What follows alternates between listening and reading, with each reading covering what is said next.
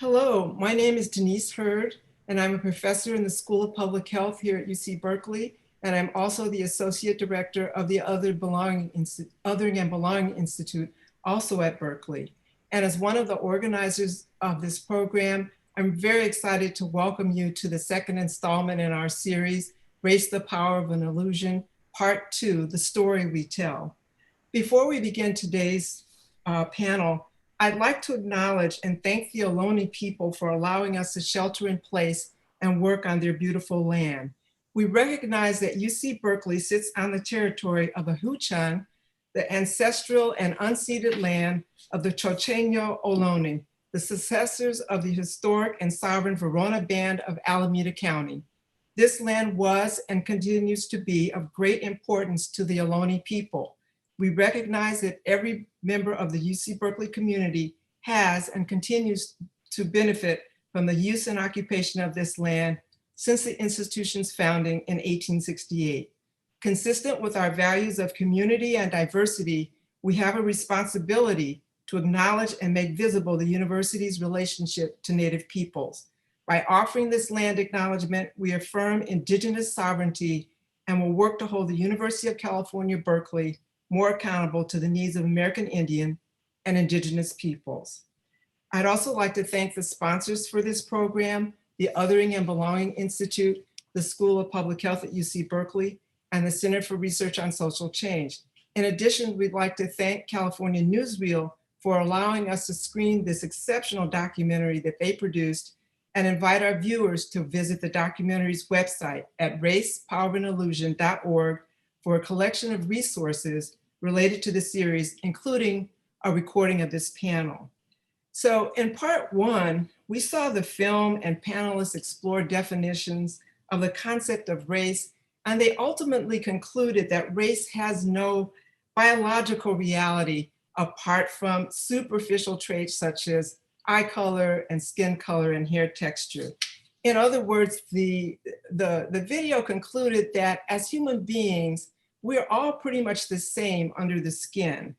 And so in today's video explored, and the panel will be commenting on that, is, how was this story or mythology about race created historically, and how did it become such a potent and powerful source in our society today? So, we have evidence with the disturbing levels of police brutality directed at African Americans and Native Americans and Mexican Americans, the disparate rates of COVID-19. And so today's video opened by considering the dilemma of reconciling, the ideals of the Declaration of Independence with this notion of equality for everyone, with the genocide and displacement of Native Americans and the enslavement of Africans.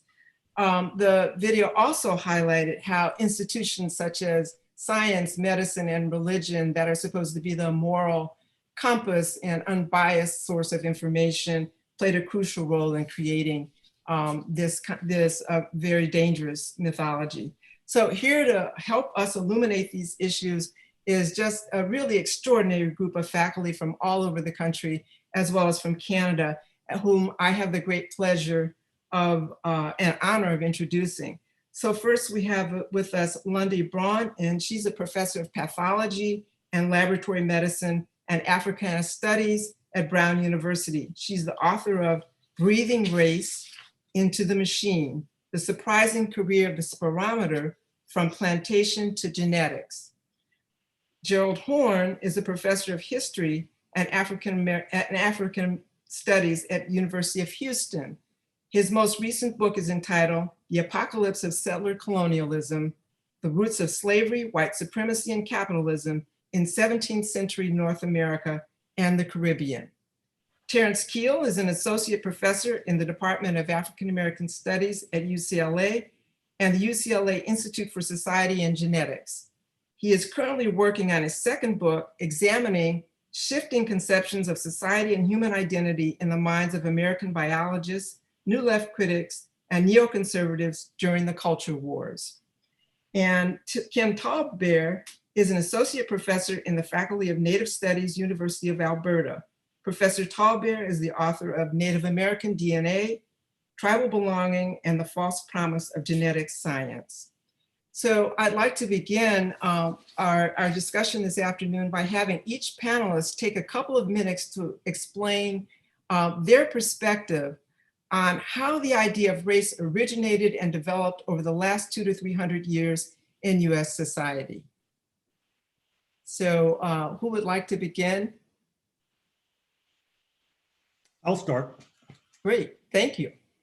Okay, except I'll take a privilege and go before 200 or 300 years, because in my latest book, The Dawning of the Apocalypse, which deals with the 16th century, it's a precursor to the book on the 17th century, I talk about implicitly I discuss what I consider to be the great absence of this documentary, which is the construction of whiteness, which in this documentary seems to be taken for granted, despite the fact that there were many bumps along the road before you got to this construction that emerges by 1776.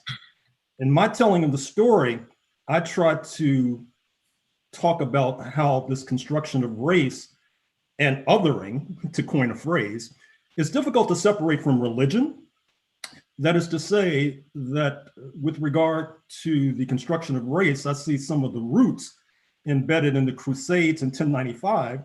Of course, Du Bois had gone before that a few hundred years earlier to Charles Martel and his successful attempt, to repel Muslims a few hundred years before that. And these crusades, they united Western European Christendom to retake what they considered the Holy Land with the sort of othering of the Muslim population, and then to skip ahead to 1290, 1291 in terms of the bumpiness on the road to whiteness. Here you have England expels the Jewish population 200 years before Spain does in 1492, just as Columbus is about to sail the ocean blue. And of course, that's the hinge year with regard to the construction of settler colonialism itself, the depredations inflicted on Native Americans, and the acceleration of the African slave trade. I say acceleration also because it's apparent that Englishmen, and English women too, by the way, are enslaving Africans as early as the 1400s. It doesn't necessarily erupt in 1619, although that's a convenient year to begin a discussion. In any case, the clearest example of this entanglement of religion and race comes with Martin Luther and the Protestant secession from Catholicism, which takes London by storm, which leads to an eruption of religious wars between Spain and England.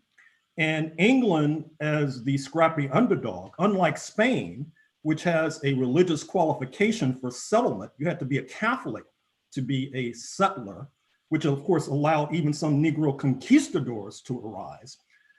England, by dint of improvisation, if you like, does not have a religious qualification for settlement. You don't have to be a Protestant to be a settler. Otherwise, you wouldn't be able to explain the history of Maryland, for example, which is settled by English Catholics in the 17th century. They move towards pan-Europeanism, which morphs into whiteness. And then, ironically enough, London, which, as noted, had expelled the Jewish population as early as 1290, then begins to welcome them as settlers, particularly given the entente between Oliver Cromwell and the anti-royalists in the middle of the 17th century and the Jewish population. So it's interesting to note that originally these othered, if you like, Africans, they were constructed as heathens, and it takes a while for them to be constructed as not necessarily in religious terms, as non-believers, but as part of this inferior grouping. So in other words, my reaction to the documentary is that you really have to talk about whiteness when you talk about race. And if you don't, you're normalizing or assuming that that's a category that's normalized, like Homo sapien, for example, when actually it's a historical construction that's had many bumps along the road to its eventual, quote, triumph, unquote. And secondly, you have to talk about religion. Great, thank you so much. Who Who would like to be next? Denise, can you restate the question again? Yeah, I'm asking each of you to talk about your perspective on how the idea of race originated and developed over the last 200 to 300 years in US society. I don't really know that I was really fascinated with what Professor Horn was saying. I don't, but I'm not a historian, so I don't really want to talk about the history of race in the same kind of way, right? I'm more of an anthropologist of science and then also of white people. And so the film for me, looking at the history of the implementation of race in lands now occupied by the United States, the film did a good job at that in terms of looking at Native people. So all of what was in that film is kind of the historical backdrop that I drew on in understanding the book that I wrote, Native American DNA. But I was fascinated with what Gerald was saying about religion, because I've always thought about the savage civilized binary as the kind of fundamental binary, and then comes race. But it seems like he's saying that religion even comes before that, which I think is really interesting. But that history, I think, precedes the implementation of race among my ancestors and the people that I'm concerned with. So I don't know that I have an answer for that, but that's just what I was thinking as he was speaking. Well, I know that Terrence, you have done a lot of work on religion. Did you want to also add to this conversation at this point? Sure. So the work that I do in a lot of ways builds and expands on some of the analysis, the historical analysis that we saw in the documentary, and complements some of the comments that Professor Horn just shared with us. What's interesting looking at this documentary now, I don't know how many years removed it is just I think an earlier generation of scholars were looking at the construction of race through a kind of Marxist socialist lens, such that race gets produced in the modern world to serve economic and political interests. And while I think that's a accurate and important analysis, I think what we've lost sight of, which Professor Horn has mentioned, and the work that I've done as well, is how religion, and specifically Christianity, has been instrumental to the conceptualization of race and peoplehood within the West, and that this influence has permeated every dimension of Western life, from philosophy to politics to economics, and specifically science. And actually, you can push the timeline back even further, and you can look at early church notions of peoplehood, whereby to be a member of the body of Christ was conceptualized during the early church as a type of prototypical racial ethnic identity, whereby to be a member of the body of Christ, one would transcend one's own unique cultural particular location and step into this transhistorical universal body that creates a kind of conceptual space where Christians begin to other Jews as a type of primitive cultural precursor that Christianity supersedes and replaces. And why I think this is really important is that what we have to remember is that with the arrival of Europeans in the colonies through a Christian lens, whereby the indigenous native was in fact one of the lost members either of the tribe of Israel or a descendant of the Abrahamic faith traditions, and thus conversion was restoring them back to their original Christian ancestry. So this is an important thread, because when we look at the Caribbean, and particularly in the Barbados, and I'm drawing here on the work of Kathleen Gerbner, who has coined the term Protestant supremacy, what ends up happening is that Christianity is severed from notions of freedom, and it becomes the exclusive ownership of whites. And why this is important is that missionaries could convert Africans and other enslaved people, but not manumit them, not free them, not give them the type of benefits and entitlement. And thus, whiteness, specifically Christianity and whiteness, become locked together.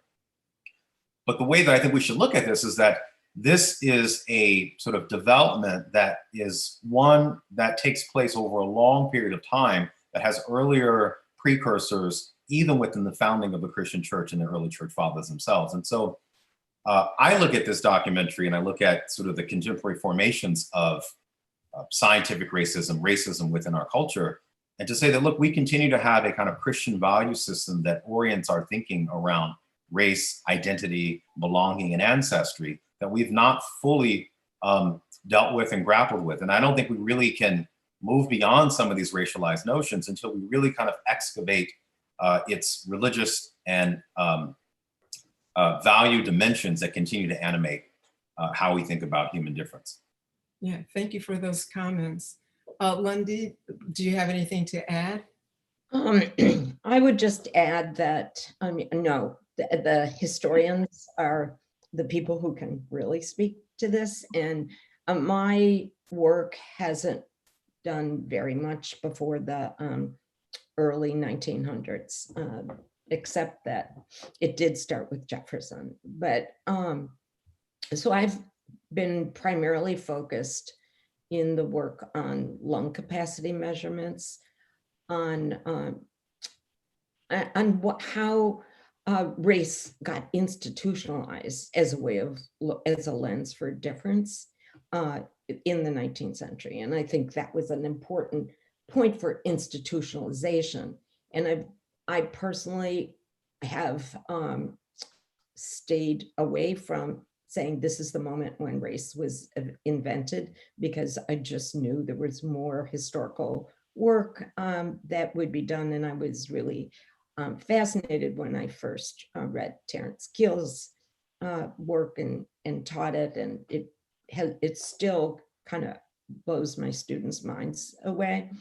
And I'm anxious to look at Professor Horn's work too. So I think there's so much work to do in excavating the history of this idea. And I think that the point that Professor Horn made is so crucial, is that it didn't just erupt. You know, what was happening, and how did that change over time? And then, you know, what I've been most focused on, how did it actually get institutionalized and normalized and naturalized, such that we, you know, COVID-19, we're starting to see all sorts of studies about innate difference and race, which seems almost preposterous for COVID-19, but they're not just popping up, they're pretty systematically being produced. So, you know, I think the important point, and I did really appreciate the comment, now I'm forgetting who made it, but the gradual process of both the invention and the persistence of race in the institutionalization.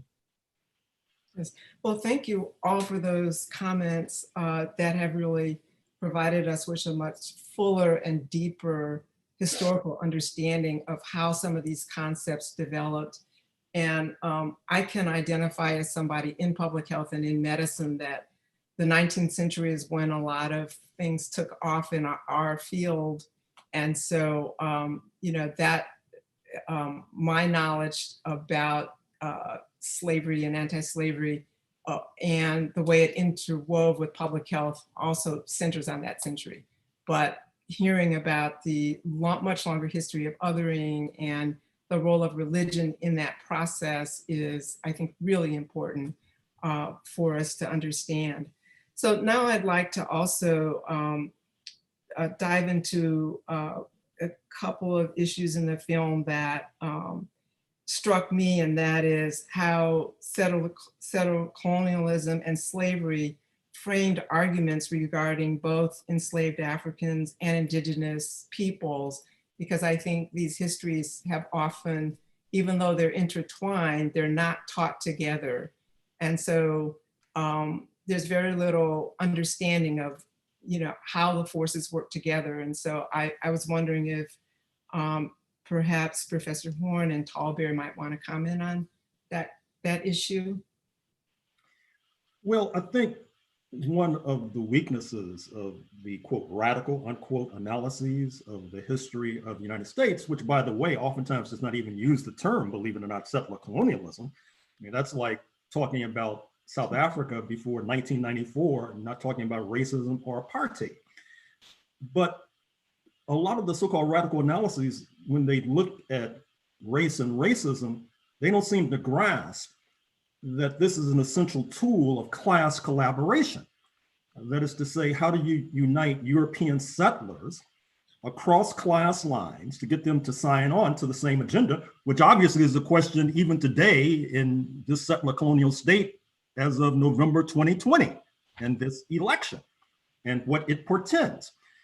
But I'd also like to add a footnote to what I said earlier, which is that if, once again, to look at the bumpiness on the road to the construction of whiteness, if you look at the maltreatment and mistreatment of the Jewish population in England before the expulsion, many of the same tropes that are affixed to them, that they have a particular odor, that they have horns, they have tails, that they should not be allowed to engage in so-called miscegenation, are then transferred to the enslaved population and other so-called non-white populations under settler colonialism.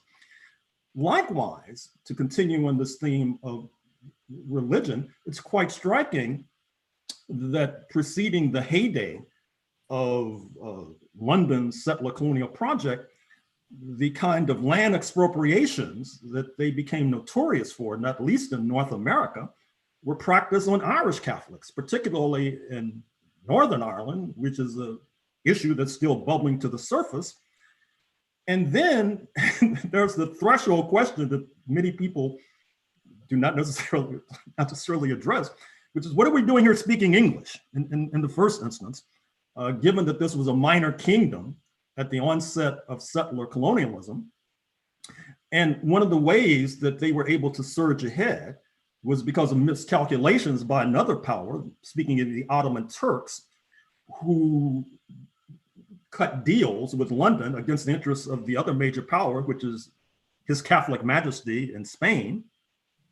And that underestimation, in some ways, I analogized it in my book to how the United States in the 1970s, in order to encircle the Soviet Union, they cut a deal with China and led to massive foreign investment in China, creating this juggernaut that we're on the precipice of clashing with in a potentially cataclysmic conflict. So to reiterate, I think that I think it was Rydell who mentioned in passing this idea of race and racism being an essential tool of class collaboration, which in turn becomes an essential tool of settler colonialism, because it reminds me of when the Cherokees were expropriated approximately 200 years ago in what is now Georgia, North Carolina, Tennessee, etc. So they were forced on the Trail of Tears. And then Europeans, almost fresh off the boat, were able to get their land. And they weren't very affluent Europeans at that. And so even though the Cherokees had sought to assimilate up to and including enslaving Africans, but that was not sufficient to keep them from being expropriated. Thank you. Professor Tallbear, did you want to add to that? Or? So I'm sorry, the original question was, why are histories of race and settler colonialism not taught together usually? Right, yeah, or slavery. I mean, slavery as one form of subjugation, and settler colonialism as another, and perhaps they're more intertwined than we usually think. Yeah, I mean, when I did an interview with, I guess it was released today, with the one of the Berkeley communications people, we were talking about my education around race as an academic in the United States before I moved to Canada. And I was saying that back in the 90s and early 2000s, when all the literature I was assigned to read on racial formation in the US, really almost nothing on Indigenous people, just a throwaway line, right? And you can't understand race in the United States or Canada as well without understanding the different ways in which different peoples have been racialized, right? In to support complementary but different parts of the white supremacist project. And I would say since the mid 2000s, around 2007, in critical Indigenous studies has really flourished. And we do teach I mean, we teach histories of anti-Black racism. We're not a history field in total, so we're not going deep into those histories, but we're looking at theory around written by Black scholars. We do settler colonialism, we study whiteness, and then indigenous history. We do all of these things together because we're very clear that we can't understand the state for indigenous peoples in the US and Canada without understanding anti-Blackness as well, without understanding anti-immigration stuff, without understanding Islamophobia even. So I feel like Indigenous Studies is doing, critical Indigenous Studies is doing all of these things now, but this is relatively recent. And for sure, when I did my PhD and I took a post-colonial theory class, Indigenous people were also erased. We're talking about colonialism. Granted, it was post-colonialist theory, right? But I went to school in Santa Cruz, California, and there was no Indigenous content in that class. We're only studying colonialism and outside the North America. It was fascinating. So anyway, I don't know if I answered the question, but I think things are getting better in terms of us teaching those things together, I would hope. And this conversation is kind of a evidence of that. Yeah, well, thank you both for your comments. I think one of the important things, and we're confronting that right now nationally, is that slavery and its impact has not been taught very much either. In California, I think you pass the American history requirement in college if you've had it in the 11th grade. And when I had it, and I know that was a while ago, there was this much devoted to the discussion of slavery, and everybody in the class turned and looked at me as if I was the expert because I was an African American. So I think, slavery has been undertaught, and I'm wondering, are there unique things about slavery that are very important to carry forth from understanding of this period? And if anyone else would like to just comment on that.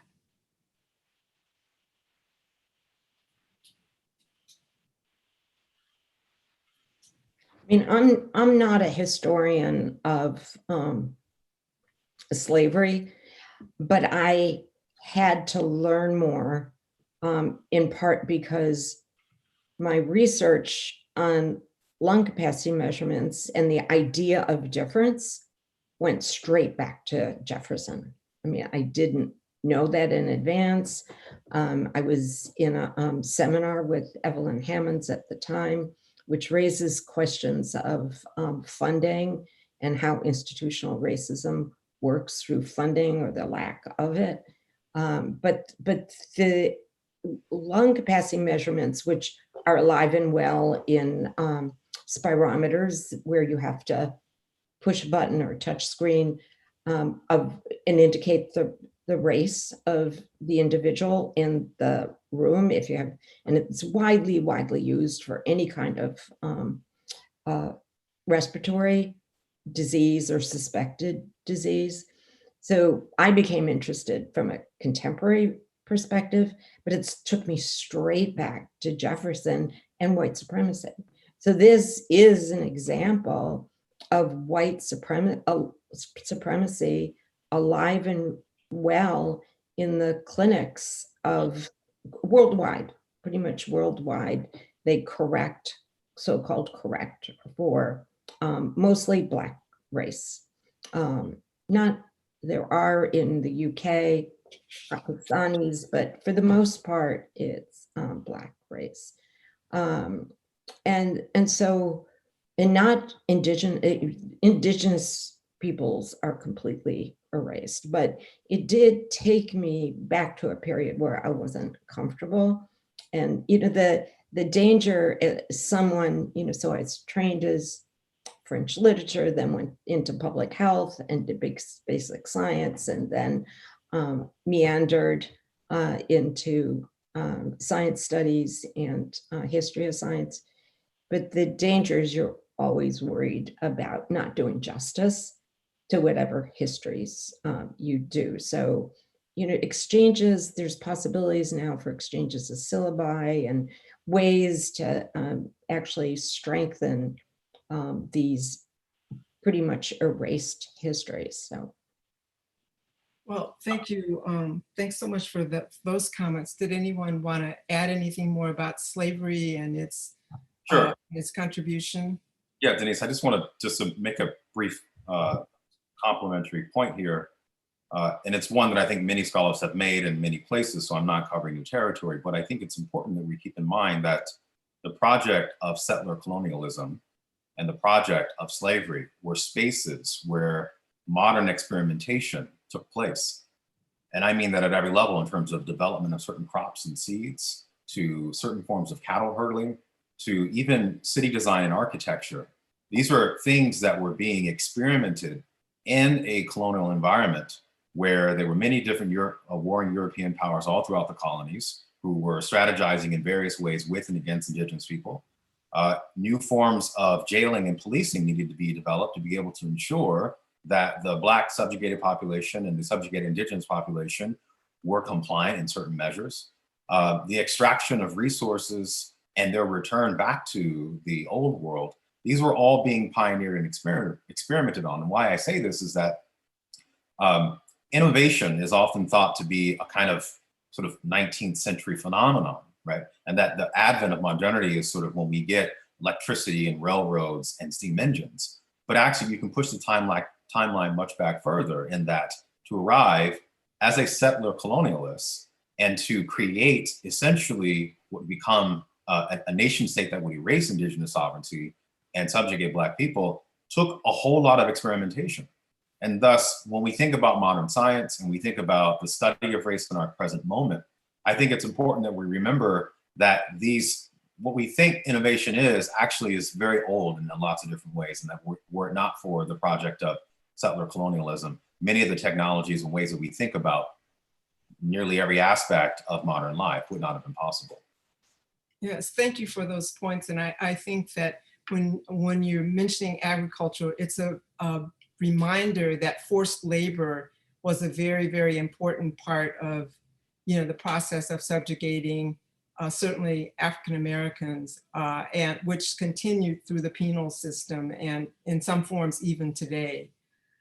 So I was struck, Professor Braun, by what you were saying about science and about what happened, that the video depicted that science was called upon to really help solidify the notion of racial inferiority.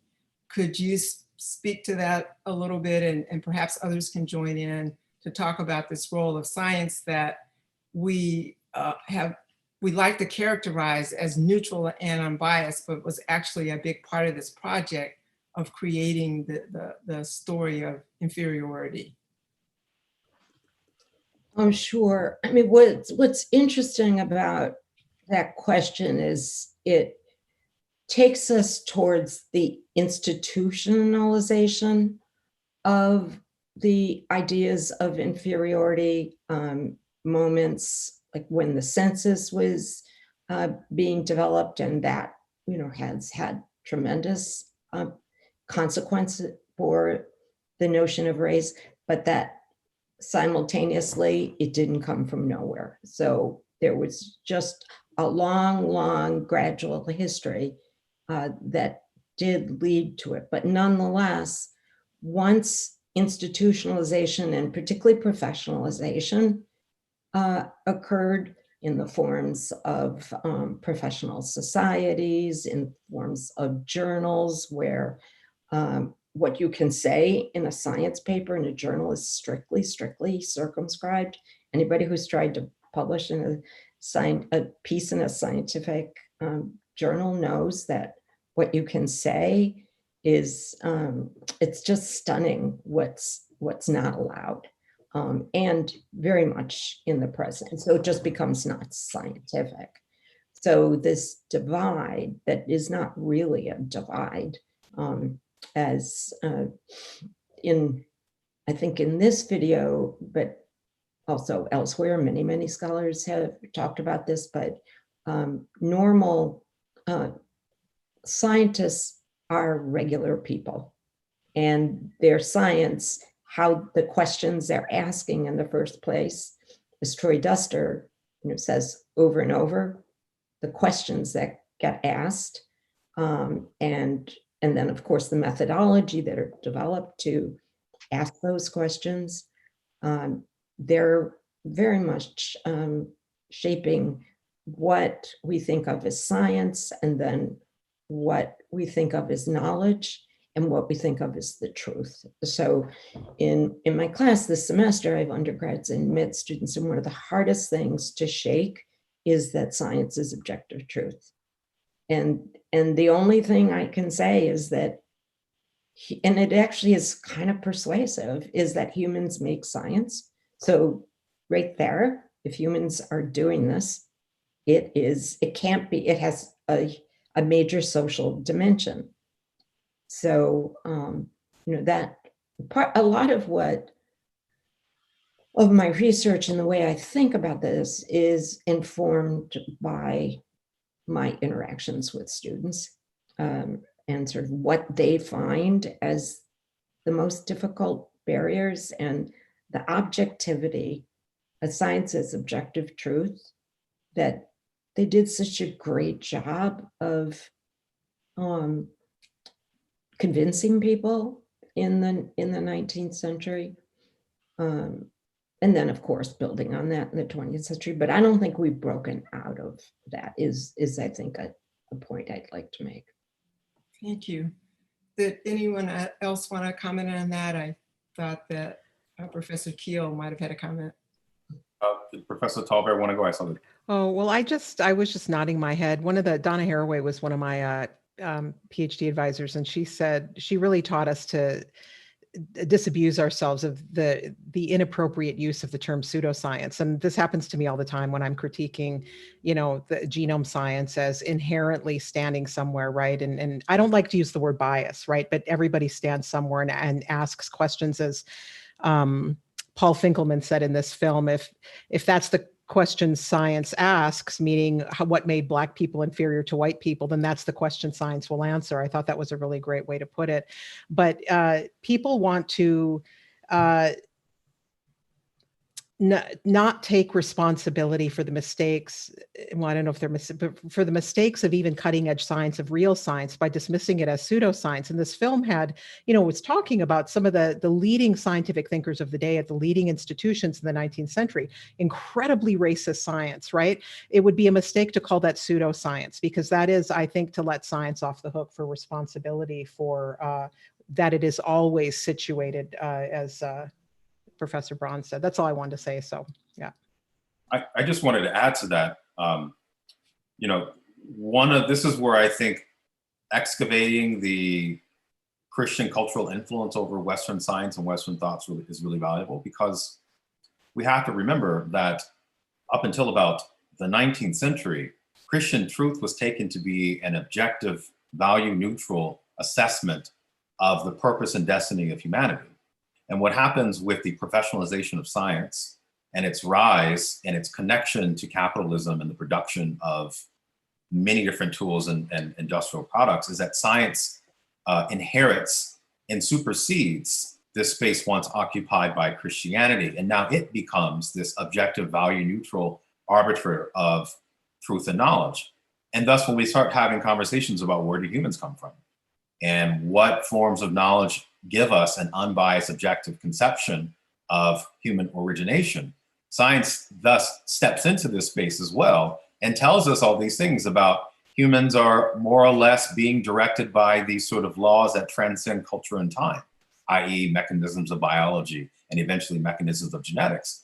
The problem with that framing is that you put out into the world beyond social life what governs human beings. And this plays out in very dangerous ways when we think about health disparities, particularly in our present moment for COVID-19. So this absurd discourse that Black and brown bodies are dying of COVID-19 because of genetics is absurd, because what it allows us to not pay attention to are the forms of structural inequality and violence that predispose people of color in the context of the project of white supremacy and in the context of structural inequality to become sick and ill because of lack of access to healthcare, living in food deserts, being subjected to chronic stress, racist encounters within the clinic, so forth and so on. And so when we have a science that is oriented towards telling us truths that have nothing to do with our social life and politics, it can't really render the full dimension of human agency and thus human responsibility for the forms of difference that we embody, right? So health disparities across the social body are the result of historical, structural forms of violence that we embody and express, not ancient ancestors whose genes continue to determine our life chances and our ability to become healthy people. This is a consequence of this Christian cultural value system that continues to haunt scientific thought and practice when it comes to race. Thank you. Thank you all so much for those comments.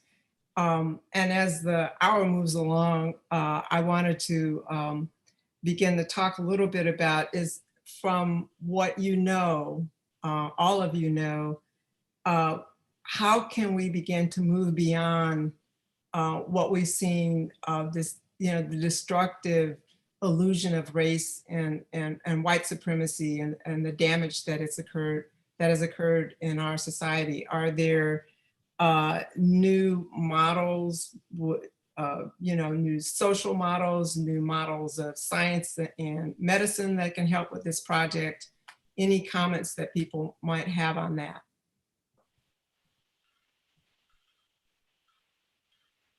That's a hard question. Like, where do we go from here? That I got asked yesterday by the reporter who did that piece about, you know, what I thought, what did I think that all of our race theory had done? And I said, well, I don't think it's lessened white supremacy, that's for sure. But I do think it's given those of us who are anti-racist and who are subjected to racism theoretical tools and frameworks for articulating alternatives, for organizing. Like, it's given us a lot of practical tools, right? I don't know that it's actually changed, that it's lessened white supremacy, but maybe some of the other people can comment on that. So, but I don't, oh yeah, so I don't know where to from here, except I think that is in and of itself quite useful for resisting, right? Theory, I think, can help us resist. If I could just add to that, I think that we need a new type of scientist.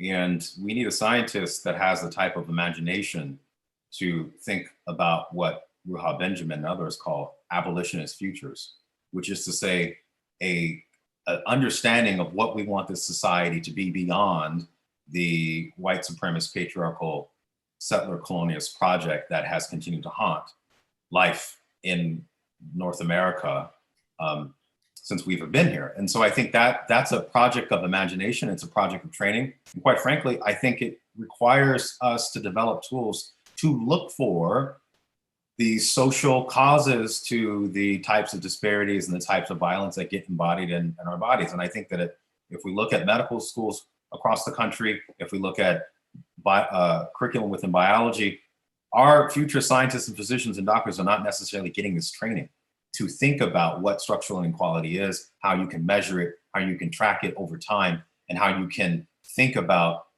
genes as the kind of expression of these social histories, not the other way around. And so I think it takes political will and conviction to think about a future beyond the present. I don't know to what degree the needle has moved in terms of national discourse, but I think that, you know, the students that I teach that come into my classroom, they're witnessing the social revolution that's been happening over the last 6 months. And they're frustrated, quite frankly, and exhausted with living in the world that functions like this. I mean, the fact that the ruling for Breonna Taylor was once again yet another disappointment is something that's not lost on them. So I think that there is some measure of optimism and hope to have if we continue to have young people who grow up upset and disappointed with the world that as it presents itself. And I think we should be alarmed when people become numb to the kind of injustices that continue to afflict people of color, people who are poor, people who are disenfranchised. And I don't think we're quite there yet, fortunately. Other comments? Thank you, Professor Horn. Well, one major event that will be shaping the construction of race, and particularly what I would call the devolution of white supremacy, is what the Financial Times of London and other business publications have pointed out of late, which is the pandemic is helping to accelerate changes in the global economy that were already evident before the pandemic. What I mean is, it's no secret that because of these decisions made by US imperialism in the 1970s with Nixon and Kissinger, that China's in the passing lane because of the ability of Asian nations such as China, even Taiwan, South Korea, Japan, to deal with the pandemic more effectively.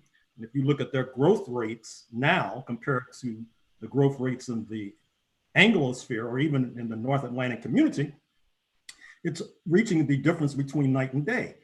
And it's going to be difficult to maintain these rather musty ideas about white supremacy when we're returning to 1500, when China was the major power on planet Earth and the Anglosphere was hardly to be contended with. The other point that I would make is that I think with regard perhaps to the scientists that Professor Braun is talking about, but certainly with regard to social scientists and folks in the humanities, they tend to be rather credulous, it seems to me, which should not be surprising given the fact that they're emerging from these defective societies, these white supremacist, racist, sexist societies. And so it may be asking too much to ask them to transcend it. But even having said that, they're being so credulous is really sometimes astonishing. I mean, for example, you would think that the First Amendment, for example, in this subjective formulation, comes straight from the brains of these Enlightenment thinkers, et cetera, without understanding how settler colonialism in the Anglosphere depended heavily upon reconciliation across religious lines between and amongst those who were Protestant, Catholic, and happened to be Jewish in the first place. And so the First Amendment happened to facilitate their unity, just like class collaboration helped to facilitate settler colonialism. And then with regard to the so-called vaunted Bill of Rights. Now, you don't have to be a historian to know that, say, the Second Amendment did not apply to Black people, did not apply to the indigenous population. The strategic ambition and goal of the settlers was to keep arms out of the hands of the indigenous population. But yet, once again, you would not know that the Bill of Rights was too part of this consolidation of settler colonialism. We're taught to think that it's some sort of universal concept with a little tweaking can then be applied to the people who were originally left out, when actually it was designed to keep people out, basically, and to keep them out of the project and to continue their exploitation. And because of this credulous approach by so many scholars, that's one of the many reasons why this country is now on the cusp of catastrophe. So I just have a brief point to add to this, and it's building on what everybody has just said, but especially Kim Tallbear, and that is that we have developed a lot of tools for clarification. And one thing I've been working in the med school for a long time with trying to develop what is an anti-racist curriculum, and it has a long way to go. But there is interest in the med school in doing this, and particularly interest among the students. But when some people say, "Oh, you're just preaching to the choir," I say there is no choir. There's tremendous confusion and the need for being in small groups and discussing, what do we really mean by structural racism?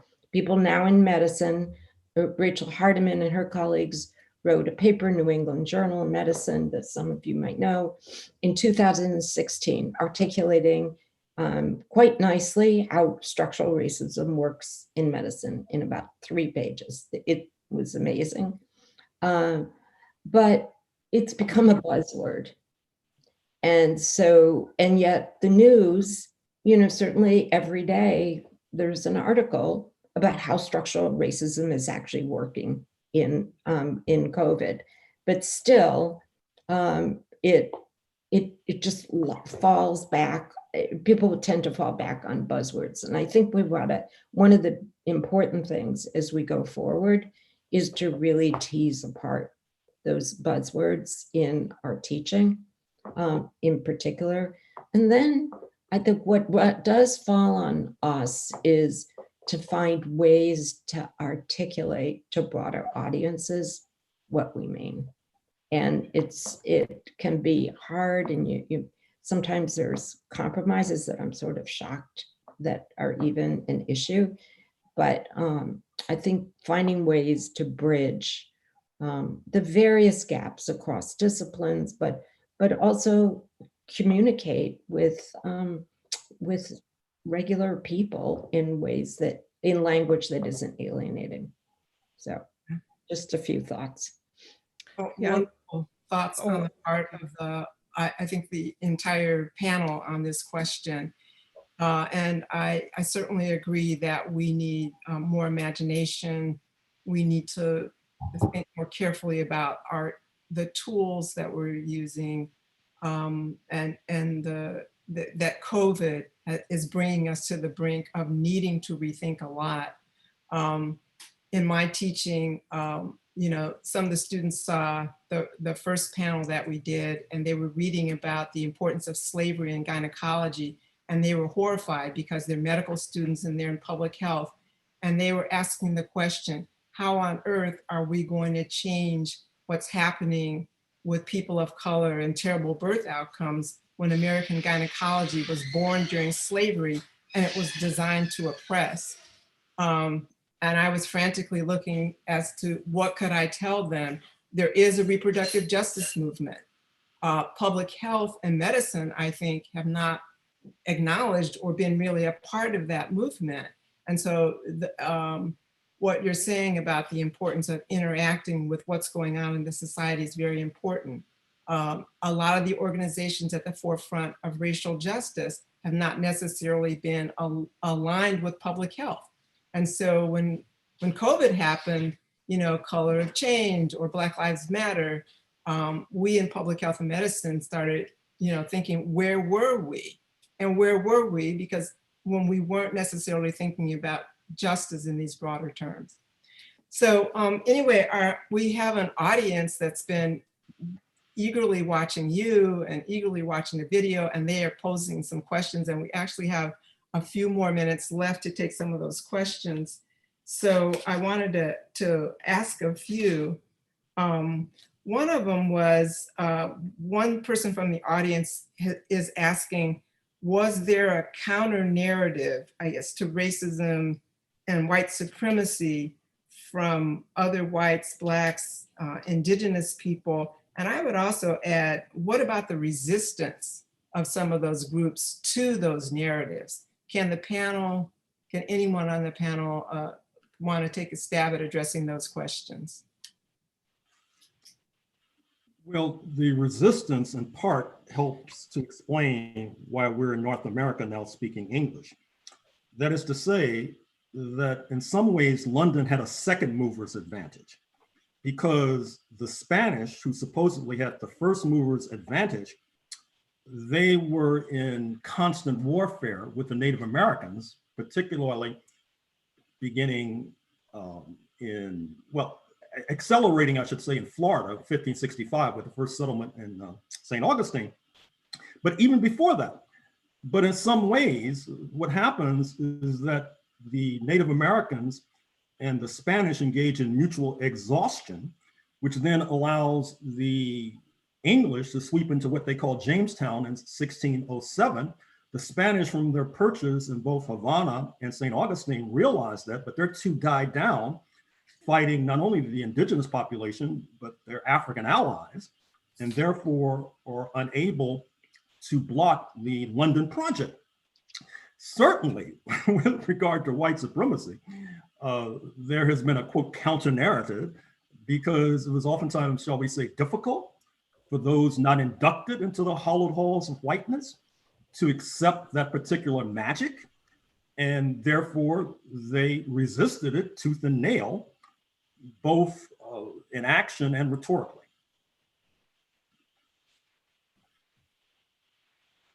Any other comments from those on the panel?